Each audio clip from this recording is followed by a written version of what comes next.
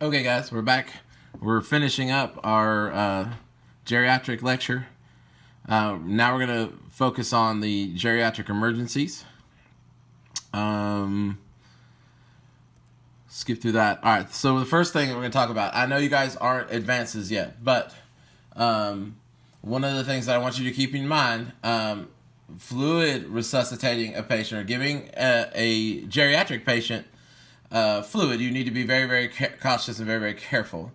They can lose fluid very quickly. And their volume is a little bit depleted because remember, the general rule of thumb in our geriatric patients is the older that we get, the more stuff stops working as well as it used to.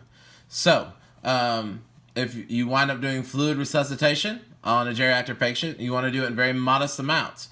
Small fluid challenges. You don't want to do big, huge boluses. You don't want to take their weight and times it by 20 cc's per kg in kilograms, because when we get into shock trauma, you'll find out that's the fluid bolus rule of thumb, 20 cc's per kilogram. And I'll show you how to convert to kilograms as well. But you want to probably just do challenges. Maybe just do like a little like 200 cc fluid challenge. Or maybe no more than 500 cc's, because that's a lot of fluid for an elderly patient. The reason why you're wanting to check breath sounds is because what happens is remember, their cardiovascular system is also compromised. They suffer from hypertension just because the elasticity of the arteries is no longer as flexible, so their arteriosclerosis is set in, so that now they're not able to give and account and balance out that fluid as well as they used to, because the vascular space just doesn't give as well as it used to. So what'll happen is you're gonna have if you have too much fluid in the actual container, and the pump is not able to pump it out as well, it's gonna build up, and where it'll go is gonna start shifting. Immediate shifting is going to shift into the lungs. That's why you need to monitor breath sounds frequently, so you don't start having fluid shift and start causing difficulty in breathing. You also don't want to dilute their blood down because they are needing to carry around oxygen just like everyone else, but you can kind of dilute it out, and you don't want to do that. So you basically have put more workload on the heart by putting more fluid into the container to make the pump harder. So that'll increase the oxygen demand on the heart because it's going to have to pump harder. So therefore, it's just kind of a cycle. So fluids you should use kind of sparingly in our geriatric patients, especially the older they get. Shortness of breath, it's not uncommon. You want to get a good history, especially with geriatric patients. You really want to get your good history. A good history will make you or break you. And what I mean by that is sorry about that, I hit my phone. What I mean by that is that you have to be very, very careful, like I said, with fluids and stuff like that. But they also have a good history is what's going to make you or break you. And by that, I mean, you really want to know the medicines they take, what diagnoses they've been given.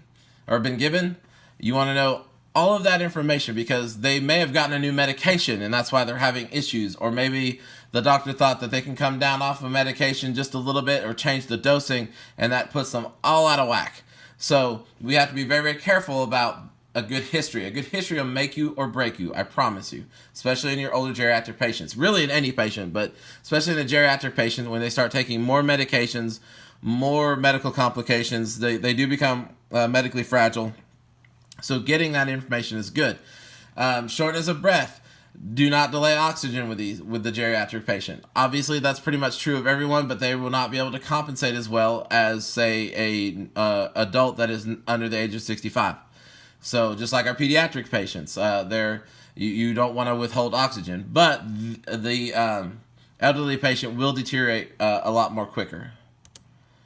They're saying asthma is very common. We've already talked about asthma and how it's a bronchoconstriction, the wheezing, the actual inflammation, the mucus that's secreted because of the asthma, and that makes it just a very complicated disease process. Really, honestly, what I have found is COPD emphysema.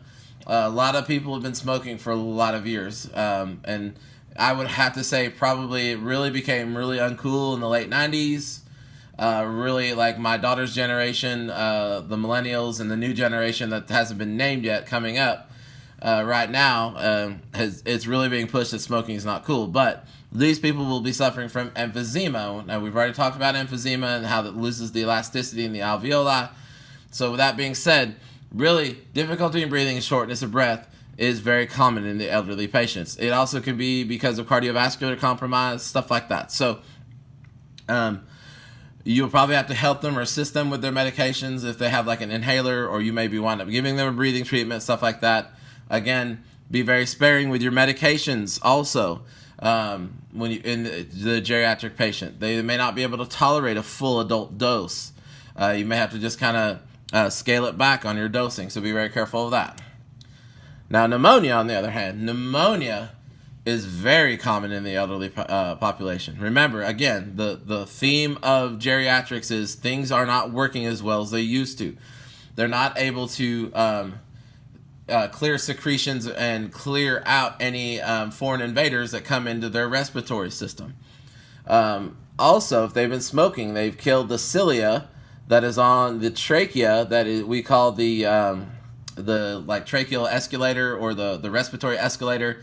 Remember when we talked in A&P how they're able to clear all that mucus and secretions. It kind of works its way up, makes you cough a little bit, and then you swallow, and then you wind up defecating out any of the little tidbits or anything that's caught. Well, remember, they're not as good. So especially in your CHF, or really more, your emphysema patients, they are more at risk because they've lost that. They lost that elasticity. Their muscle tone in their respiratory system is not as good. So they may actually wind up having to have CPAP and stuff like that, stuff we will get into.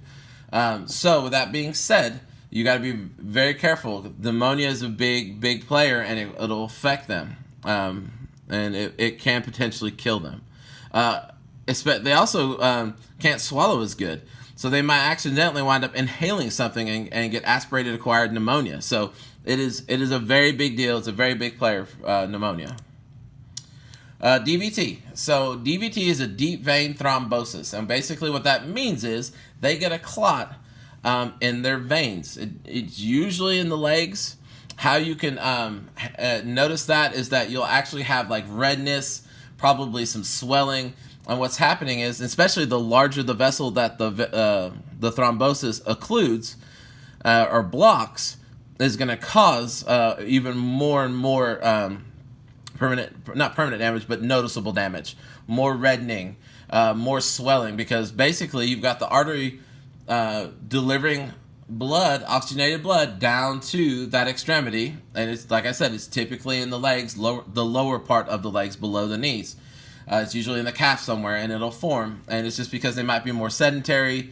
They might have arthritis and they don't want to walk, so they are sedentary, meaning they don't get up and move as often as they should, that kind of nature. So it's very excruciatingly painful as well, because you've got that artery delivering, it keeps delivering without fail blood. The heart is pumping, delivering blood, and it's delivering oxygenated blood with nutrients without fail to the lower extremity, but it can't return back as well because the major vein is occluded.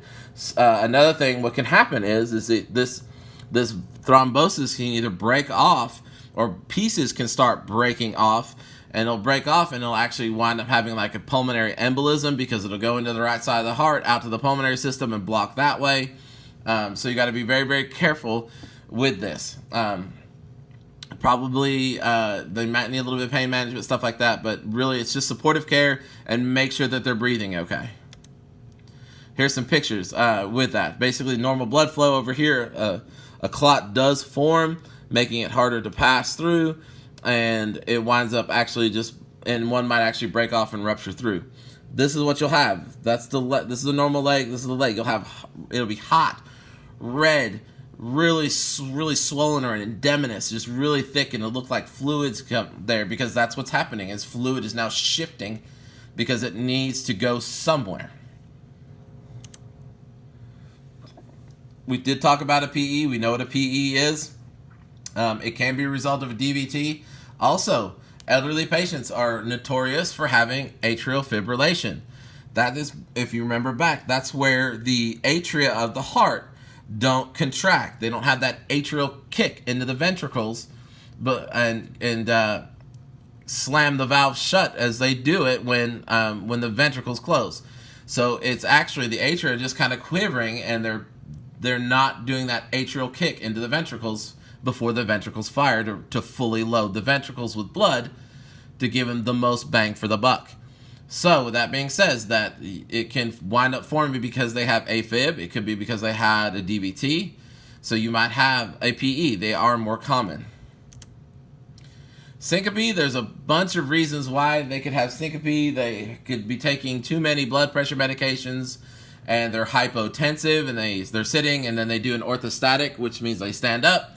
They lose their tone because the blood pressure will drop a little bit when you stand up, and they pass out. It could be for a number of reasons why they have a syncopal episode. They could have a dysrhythmia.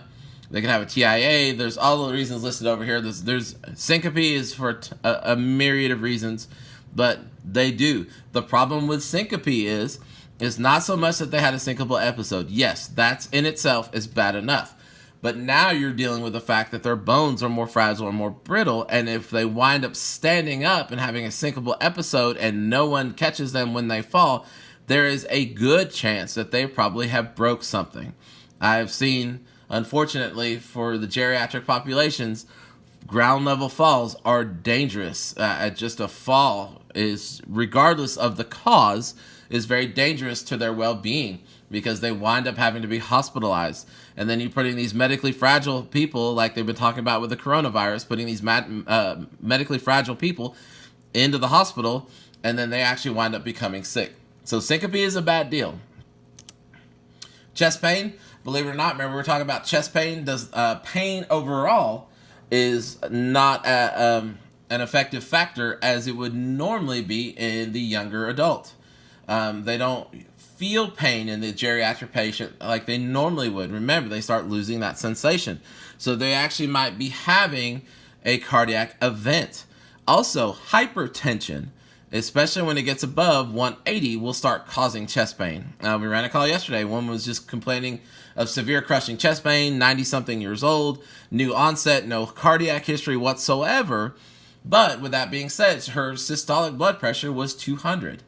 And she hadn't taken her morning meds. She had missed them. And that just tells you how fragile these people are. As long as they stay on their medicine regimen, they're pretty well even keeled, and they have a long lifespan. But with that being said, if they miss their meds for any reason, it winds up being that it'll have catastrophic events. So she had missed her morning meds, and then there she was having chest pain because she was simply hypertensive. She might be having a myocardial infarction, which is a heart attack, or a STEMI. And it could be that they don't feel it as well. So if a geriatric patient is having excruciating crushing chest pain, or in any pain whatsoever, you need to consider it a real deal, because they don't feel pain as well as the younger adults. So the fact that they are feeling this intense pain means that there is truly possibly something going on. So we've got to pay attention, and we've got to look for that. Myocardial infarction. So they may not have, like I just saying, they may not have, for a heart attack victim, may not have the general classic presentation. They may not be having the crushing, stabbing chest pain, radiating left arm, left jaw pain, or radiating into the back. They may not have that. They may just be kind of short of breath.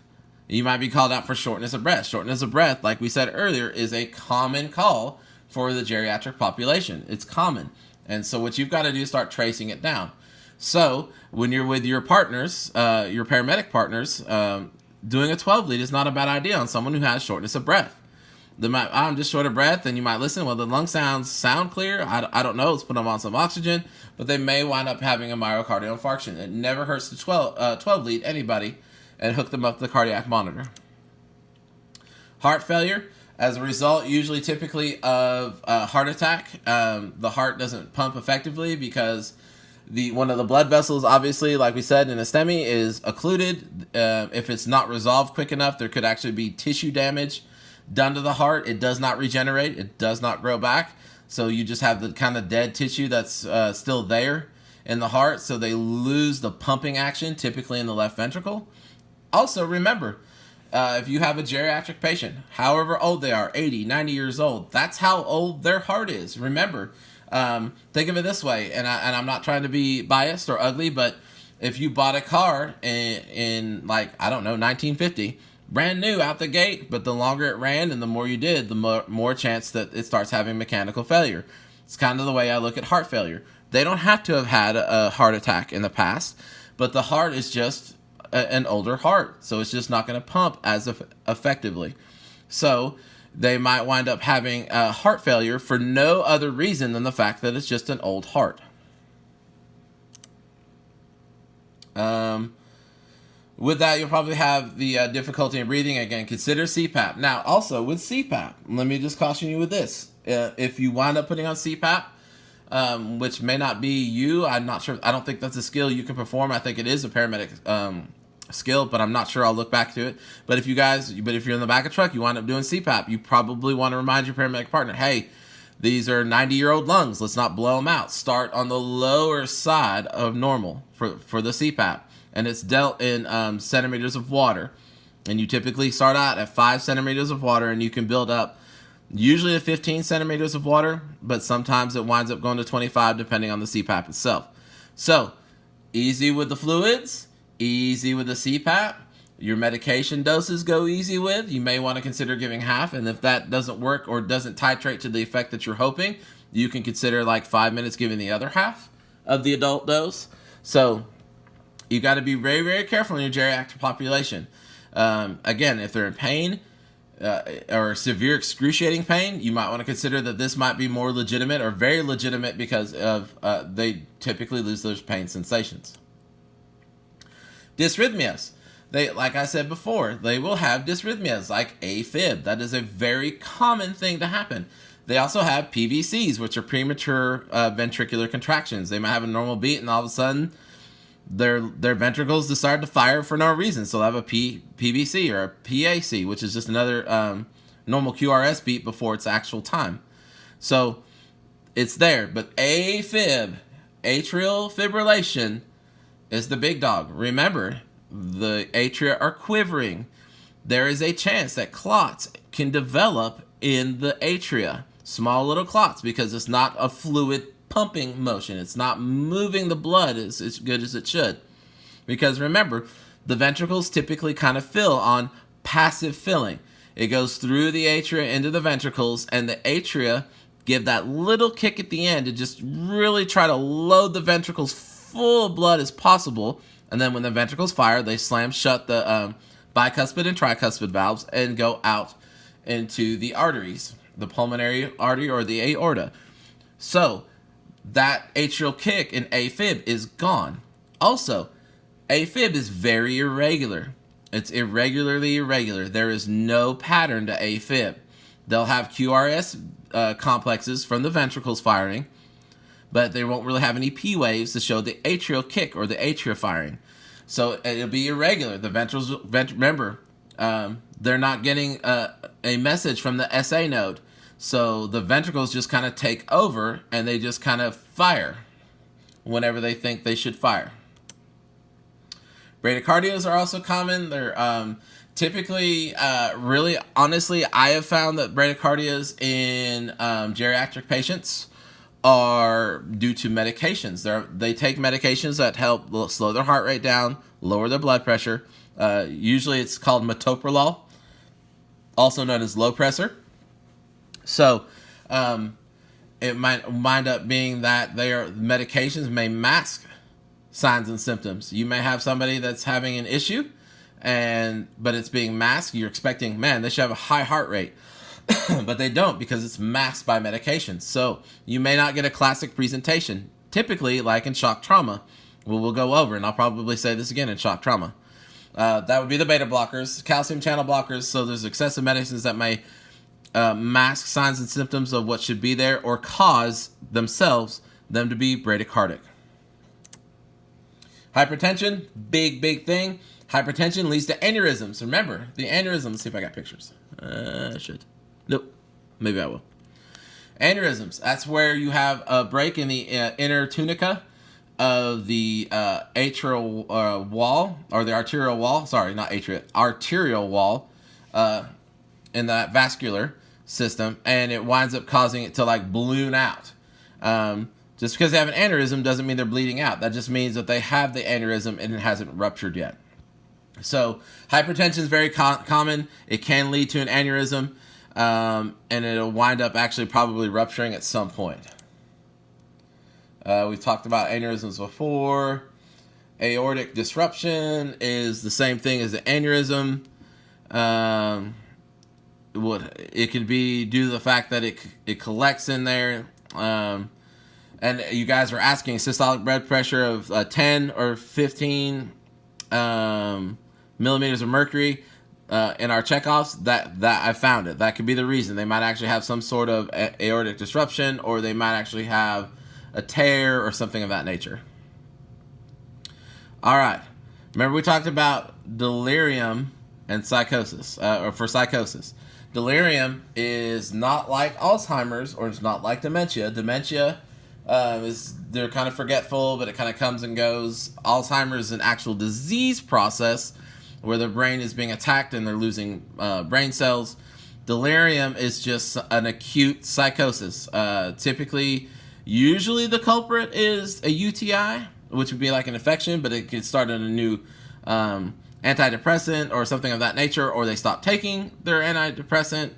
They may have low oxygen levels, so that could also cause the delirium, so stuff like that. So pay attention to it. Remember, delirium is very, very acute, very sudden. They list some more reasons why. Stroke is a big deal. We've already talked about the reasons why they may have a clot, like a DVT, AFib, and it winds up going, not like a PE, but winds up going into the brain, causing blockage in the brain. There's two types of strokes. One's a thrombotic stroke. It usually has some sort of thrombus, which is a blood clot of some sort. There are some where they have like an aneurysm that ruptures and they actually have a hemorrhagic stroke where they're actually bleeding into the cranial vault, causing pressure to build up. That does happen. But typically, more or less, you're going to have just the normal thrombotic strokes. So they can't have TIA. Remember, TIA resolves itself within 24 hours or less. So even though it may look like it's a stroke and they have resolved symptoms, it will be a TIA. But remember, TIA is indicative of the big one that's coming. They are going to have a major stroke at some point if they have several TIAs leading up to that. We just talked about TIA and what it is. Neuropathy. Neuropathy means they start losing sensation, and typically it's in the farthest distal parts of the body. More than likely, they're going to have neuropathy in their feet, and that is typically the pins and needles, tingling, shooting pains, weakness, spasms of the muscles, stuff like that. They're going to start having, it's typically the shooting pains. Gabapentin, if you see they take gabapentin or Neurontin, that is usually the drug that is to help calm the nerves down for those pins and needle pain. Diabetes is a big player in that too. You see maybe you've seen the commercials for like the diabetic nerve pain. Same principle. Altered mental status. It is a symptom, not a disease. So if you get called out for altered level of consciousness, remember that's like your AVPU. Altered mental status could be that it is delirium, or they may not be in their right cognitive state. So you need to really get a good history on this patient. You want to know what's their baseline versus what's different. Can they walk? They normally carry on a conversation. They may have dementia and Alzheimer's, and the AMS might be a condition of progression through the Alzheimer's. Remember, if it's pretty acute, it may not be because of the disease process, because the disease process usually takes weeks to months to progressively deteriorate. If they went to bed normal and they're altered now, there's something wrong. Also, consider that they might be hypoglycemic. Check a blood sugar. They may also be having a stroke as well. So do your stroke scale. So really, again, a good history, and if you do a good assessment, you should be able to figure out, hopefully, what's wrong. That's not always the case. I've had patients in the back of my truck, and I'm like, I have no idea what's going on. All I know is I have these signs and symptoms. And then I'll call and report to a hospital, tell them this is what I've got. I'm thinking it may be this or maybe that. and let them determine the path of care they want to go. You can have all of these as far as what we call altered mental status, diabetic complications. It is a lot harder to manage in the older adult because, again, they get on the sliding scale of when they're supposed to take their insulin or something of that nature. And remember, they're probably type 2 diabetics. So they'll wind up having, it used to be called hyperosmotic, some sort of HHNS, and that's usually where it's kind of slow and insidious, and they take enough to kind of get rid of some of it, but not all of it, and then it progressively over weeks, days and weeks, the blood sugar builds up, so that it doesn't really sneak up on them. It really sneaks up on them. It's not very sudden, where they can all of a sudden, like, man, I think my sugar's high. They just don't know. So that could be a consideration. We are going to talk about end-tidal CO2. I was waiting to get to that, and we will get to that. Like HHS, honk, that's the new one. HHS, it used to be HHNS for me when I was in school. DKA, we've talked about those. Check a blood glucose level. Check it. Endocrine stuff. Kind of thing. Thyroid disorder. They may not make the TSH, the thyroid stimulating hormone, as well, so they might have thyroid issues. They're really only going to be able to ascertain that with blood levels and checking for the stimulating hormone in the blood and seeing where it's at and the response, and the T4 and the T3 for the thyroid, stuff like that. T3, T4. So, anyways, abdominal pain, constipation is a big deal. I'm not going to get on a soapbox, but pain medications run very prevalent in our country right now for pain management, and I'm talking about narcotics. One of the side effects for narcotics is that it slows down gastric motility, meaning that you don't poop as often, and in doing so, especially when you get to the colon, remember the colon's job is to absorb the water back out of the fecal slurry that's coming through, and to kind of give you a nice, good, solid defecation, basically. So with that being said, that it could be really that if you see they're on pain medicines and they have abdominal complaint, not saying that's the cause, but understand that they may have slowed down gastric motility and they may be constipated.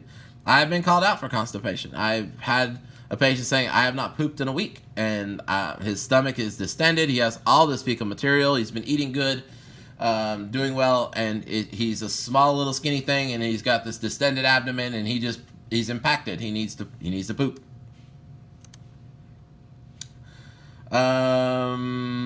If you have a patient that's kind of shocky, which we haven't covered shock trauma, suspect AAA. I think we'll get into that shock trauma. Remember, your GI bleeding. When you have a GI bleed, it can bleed quite a bit before it's ever noticed. So you can lose a lot of blood just in your GI tract. It'll hide a lot of blood. There's a lot of space in the GI tract for blood to go. So there could be that they bleed out. I've actually had a cardiac arrest from a woman who's actually younger, and she had a GI bleed, and she waited, not really sure what was going on, and she wound up being in cardiac arrest by the time we got to her. Ulcers are very prevalent, so they might actually, remember, blood does not like to be in the stomach. They will vomit. We've covered GI bleeding, so I'm going to kind of go through this. Nausea, vomit, diarrhea, that will cause them to be dehydrated and dehydrate very quickly, just like children. So we got to make sure that their hydration status is still good. It's still adequate.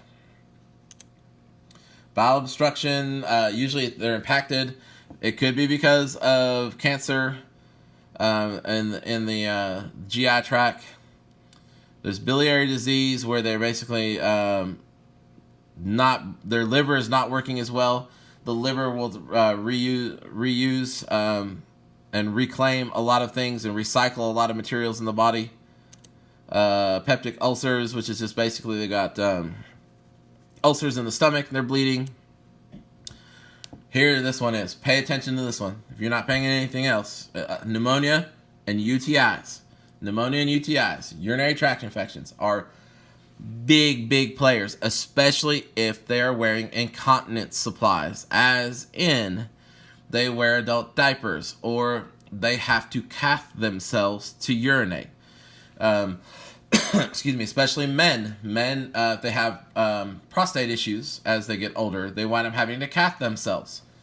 And with that being said, usually it's sterile, but if you insert anything into the body at any point in time, you want to make it as sterile as possible, but there's always that chance that you might introduce a foreign antigen, or excuse me, foreign invader into the body. And UTIs are very prevalent. Again, more so in females, but if a man uses a cath, it can be very prevalent that he can have a UTI. And if he has to cath, he'll wind up probably having several of these a year. They can cause altered mental status very, very quickly. They can have a patient be in a delirium, a psychosis, very, very quickly. So that's something to pay attention to. Renal failure, again, remember, just like the heart or any other organ in the body, it's still, whatever age that person is, old organ. Kidneys are the same thing. They can start having renal failure just because of their age. They may not be able to pass fluids, so they might be having fluid retention and things of that nature. So it's very possible that can happen. Tox emergencies for them. It could be the fact that they have multiple pharmacopoeia or whatever it is. It's polypharmacy. That's what it is. Polypharmacy.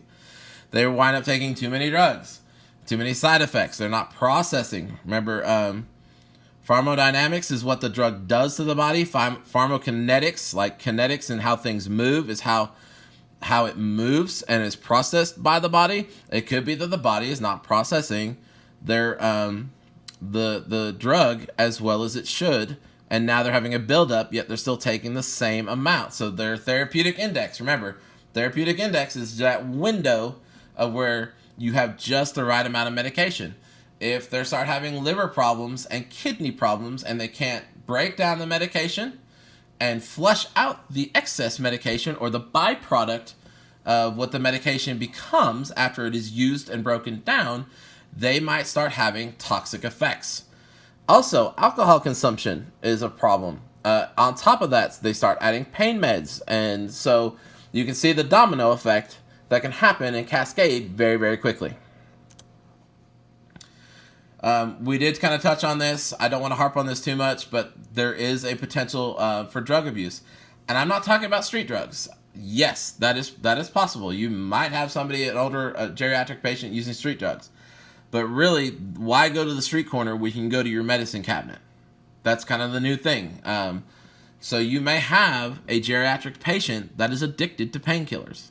I've seen it. It is horribly sad to watch this happen. But there is that risk. So consider that. You can recognize it. It's kind of hard to recognize. And I can't stand on the soapbox and tell you that you should be able to help these patients. Unfortunately, it's the way our medical system's set up. Again, it's my personal opinion, and we'll keep it at that. Remember, complications of trauma for the geriatric patient. We really haven't gotten into trauma. We'll cover it more when we do. But just keep in mind that they have less blood supply. They have brittle bones. Remember, their vasculature is a lot more stiff and rigid, so it's not going to give. That's why they have the hypertension. It doesn't give like it used to. So they fall. Everything's kind of more brittle and harder. And if they fall and hit it well enough, they can damage it a lot more. Kind of touched on all this stuff. One of the things that I do want to caution you on is if you need to learn your blood thinners like Brilinta, warfarin, and Coumadin. It's the same drug, warfarin and Coumadin, just different names. If they do have a history of AFib and they are on blood thinners and they fall and hit their head, even though they might be alert, oriented, really with it, and they might have a hematoma, which is a big old put knot on their head, you still want to encourage them to go to the hospital and get checked out due to the fact that they could be bleeding or somewhere else or underneath. Doesn't really matter if it's a head bleed or anything of that nature. If they fall, you probably want to encourage them to go to the hospital just so they can be observed for a few hours to make sure that they're not having any issues. Because there's no worse feeling, and it doesn't matter really with any patient, than going out there kind of saying, yeah, I don't know, I'm really going to encourage you to go to the hospital. And they're like, no, I'm fine, I'm fine, I'm fine. And then you get called out several hours later, and there they are, altered level of consciousness, sick, worse than had you been able to take them to the hospital and treat them. So always encourage, especially the geriatric patient, to go. We're talking about monitoring their hydration status and easy with fluids. One of the things I want to talk to you about is scene size up. And your scene size up, sometimes you may get called out for just a lift assist. Maybe you have a patient that slipped and fell out of bed. That's very, very, very, very common. They're not injured, but also keep in mind that their pain receptors aren't as good, so they may not be feeling that they may have broke their foot or something of that nature. So do a good assessment before you pick those patients. Just go and snatching and picking those patients up. Also, if you're called out and they keep tripping over the same rugs are a big deal. Like, a lot of old people love to have rugs and have really lush homes, lavish homes. Just kind of caution them, like, hey, you probably want to pick all these rugs up because your gait, you don't pick your feet up as much as you used to. And don't blame it or make them feel guilty because they're old. Just kind of let them know, like, hey, this is a really bad tripping hazard. I notice you've been falling a lot and it's in this area where this rug is. Can we maybe do something different and maybe help them out? Pick the rug up, put it up for them, or something like that. Same thing, address the life threats. Your assessment is pretty much the same all around. You're not going to really curtail it between a pediatric, an adult, and a geriatric patient. You're going to treat all patients the same. Really, honestly, the bad part about geriatric patients is, especially if they live alone, is that you don't know the last time that they were normal. I did run a call for a geriatric female that had fallen in the bathroom. I think she had broken her wrist, but she was altered mental status, and her body core temperature was like in the low 90s. Now, granted, that's not a lot, but your body cannot take those kind of changes. Your body likes the 98.5 or whatever. The new norm, I think, is 98.7. I don't know. There's a new norm out. But anyways, or 98.6 or whatever it is, your body likes that temperature. That's where it wants to be. Geriatric patient on a cold, she just got out of the shower too, so she was wet, already cold, fell on the floor and couldn't get up, and there she's losing body heat as well. That will cause them to be altered. So that could make things even worse. And the last time that anyone spoke to her was the day before. So, that's just not good. They can't tolerate changes in temperature either. Do your secondary. It's all going to be the same. And one of the things that you want to do, and we'll get into trauma, I'll reiterate this, but you want to know what kyphosis is. Kyphosis is kind of the hunchback. I guess I don't have pictures, sorry.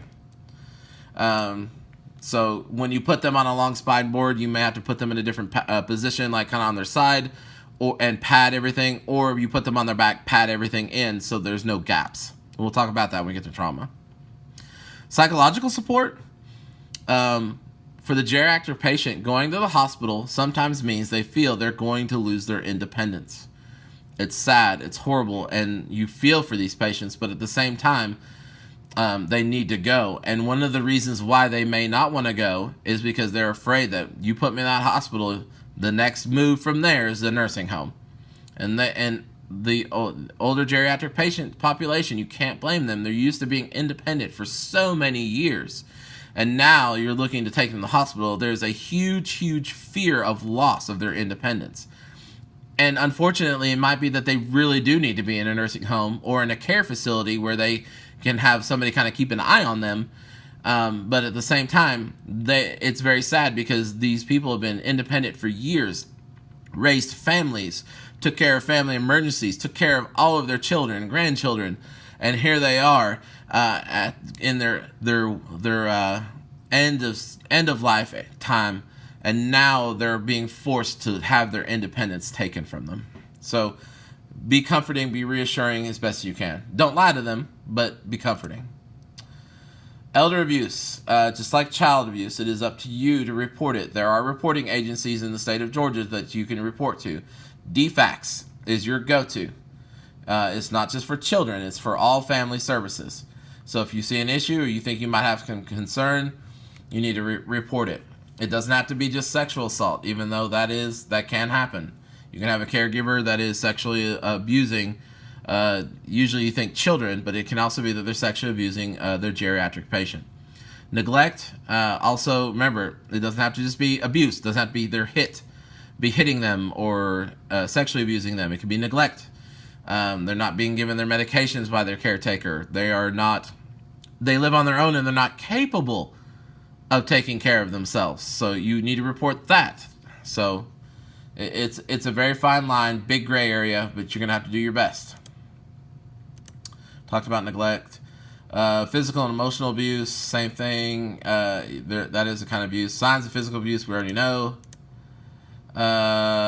Suspected abuse is a lot on abuse, and they're really pushing this abuse because we always thought about abuse as being for children, but it can be for the geriatric patient as well. And that's it, guys. So that should take care of that. Any questions, let me know.